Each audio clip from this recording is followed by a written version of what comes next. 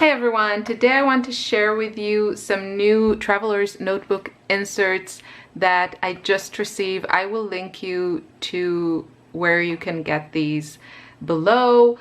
This was very kindly sent to me, but this video is not sponsored. My opinions, you'll hear them. And I want to say thank you so much to Beth for also writing me this personalized, beautiful note and for sending these my way. I have talked about, I've been talking a lot about Traveler's Notebook on this channel recently. So she wanted to send me the ones that she makes, and I think that's always lovely. I've talked about this before, you know, to support small businesses.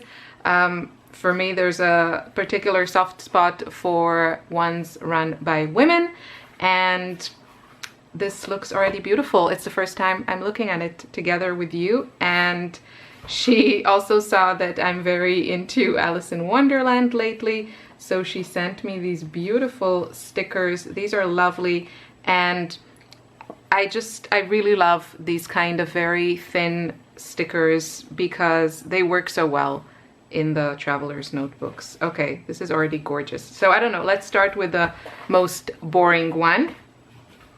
Here it is, and this looks like watercolor paper. Looks like beautiful watercolor paper.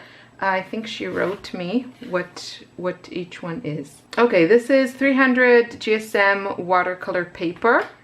It's beautiful, I love it. And yeah, this is stitch bound, which I really like. That's also the way that I do my own binding, and it's beautiful. The finish is beautiful. I kind of have toyed with the idea of making these myself. I did make a sketchbook. I made this one myself because I really wanted to try it, and I used large sheets, so I kind of had to, I figured the Coptic binding was the best one for this. And also, if you do a Coptic binding, you don't have to trim anything, and I don't like the whole trimming part. So this is done for you, because if you do just like a stitched binding like here, you can't use the same size papers. I mean, eventually the ones in the middle will stick out, so you do have to trim them, and this looks beautiful. The finish is beautiful. So this is the watercolor paper. Then we have the Poppy notebook that has this lovely poppy artwork on it. This is super cute. And the paper, ooh, it has, it's not grid, but I'm okay with it.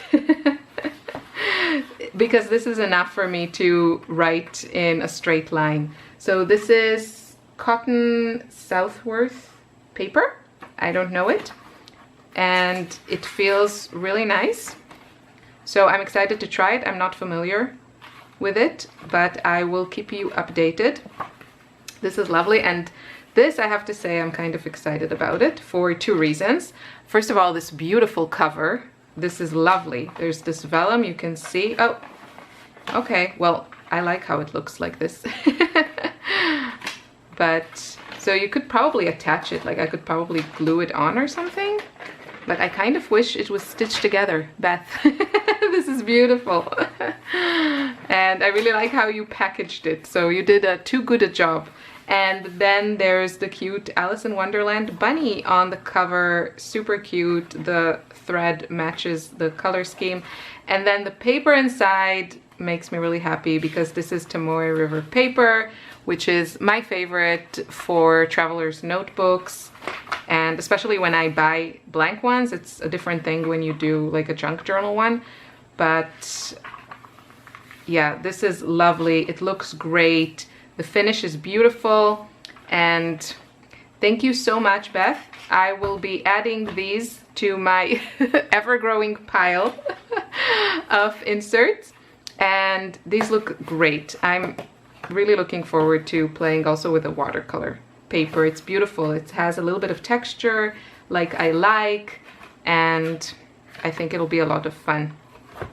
So thank you so much for watching. Thanks again to Beth. I will link you to everything below.